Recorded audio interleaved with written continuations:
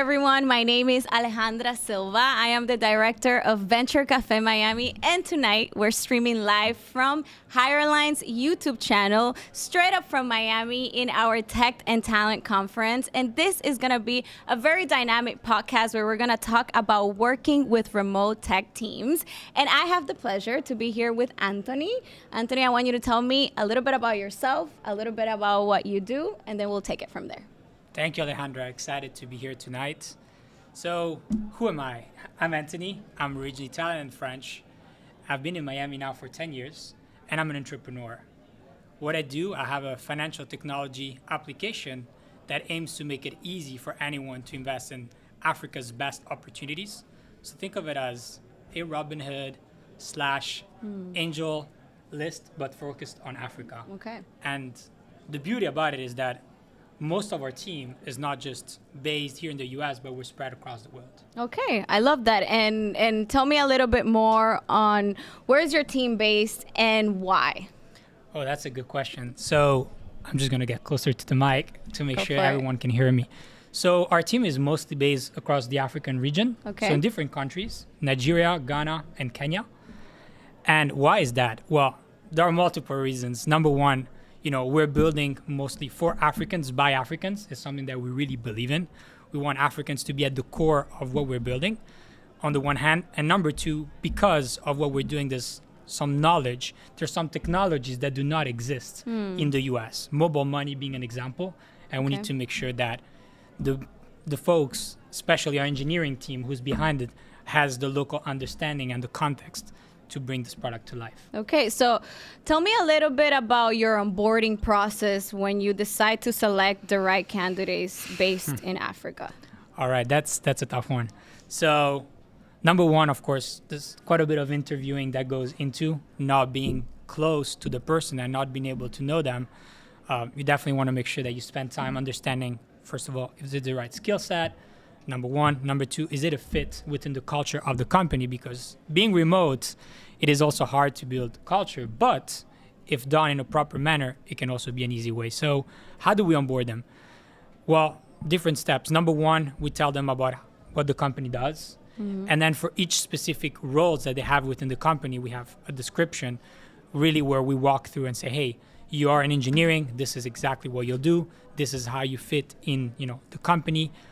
This is why we believe you are a great fit for a company. And this is why we chose you to help us bring our mission to life. Okay, so would you think that there are some specific qualities that you kind of target when it comes to choosing the right remote workers? Yeah, absolutely. For us, what is really important, like I said, I really want to double down on this, is the vision and the mission. Making sure that there is an alignment is very, very important, number one. Number two, being that the person doesn't work in the office and you're not next to them, they need to be self-starters by definition. And we're very flexible in the sense that we have working hours at which we would like for them to be active and responsive on Slack. However, our goal is we're really task-driven. Everyone has their specific task, and as long as they're completed on time, they have really the time that they want to do it. So. I remember a while back when we were talking a little bit about why you're doing the work you're doing with Daba, correct? Yeah. And you talked to me about impact, and that you wanted to be in a space where you were really impacting others. Do you think that this is something that transpires through your interview process? And do you think that it's important and relevant for them to be aligned with that mission? And how do you perceive that? Like, how do you say, okay, this person really wants to drive this path of helping others and making a difference for others? Yeah. So there's different ways really that we think about it, right? And we look at things. So number one, on the one hand, for us, it is a huge motivation to show the world that the talent is really spread evenly across the world and not just in the US. So that's kind of our big statement. Say, hey, talent is everywhere, whether it's Latin America, Asia, Africa, Europe, everywhere there is talent, not just here in the US. So that's number one. Number two, for them, there is some sort of pride to be working for a company that is not within their geography. And, hey, I'm working for a US company or a US-based company. It gets them excited to say, hey, I have this availability to work for a foreign company that is here looking for me and hiring me instead of hiring another and other candidates. So those are the two really main things. And just to touch on mission, I think is really part of how, during the interview process, how you convey what you do and explaining the impact that really, and how the mission aligns every day with what you're doing. So our goal is not only to bring more money and more investments to Africa, but it's also change the way people perceive Africa overall. I like that a lot. And I think that on my end, I've never had the opportunity to manage a remote team, but I've been part of a remote team before. And one of the things that I battled a lot in the past was being demotivated and feeling disconnected, I'm naturally an extrovert and I love connecting with people and really engaging with others all the time. And I want to know, just to pick on your brain a little bit, if there are any strategies or any tactics that you have with DABA that help you keep your team driven and really active within the entire team without just feeling isolated in their own room in a different part of the world, Yeah, that's a really important one, and thank you for bringing it up. So 3 ways. Number one, because our teams are geographically pretty close, we have at least visited them once in person. Okay. So being able to put, a face to their name at least once was great. Number 2 is on calls. Every time we have calls, we try and keep 5 to 10 minutes towards the end where we crank jokes. We just talk about our personal lives and just kind of bring a little bit more routine to how things are, right? Just not, hey, how's your work? Have you done this? Have you done that? What else is going on in your life? So, for example, right now in Nigeria, presidential election are going on. So we ask, hey, how you getting ready for that? Are you going to vote and whatnot? And another one, which is perhaps the simplest one, is having a channel dedicated for fun things outside the office. I like that. So everyone being able to share, hey, this is what I did this weekend. This is my dog. This is my favorite soccer team. So this is another way that we're going about it. I like that. It's a little bit of finding that perfect balance to not make everything 100% work, but being connected in a more personal approach. Now, let me take you into an interesting question because I want to know about turnover. Tell me how many times you've had to change your employees. Is there been a time where you've had to make a tough decision and let somebody go? And, how do you convey that opinion, considering it's kind of hard to really, get the entire picture of somebody when you're not every day connected with them and really on top of the work that they're doing on an hourly basis, like on a regular office environment. So tell me a little bit more about turnover and how do you manage that space? Yeah, so we've been quite lucky. Okay. We're currently a team of 17 full-time, Wow. including myself and my co-founder.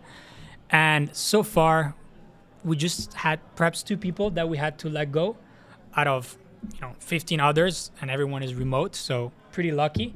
Or we might have been also good at choosing the right candidates. Okay. How did we manage it?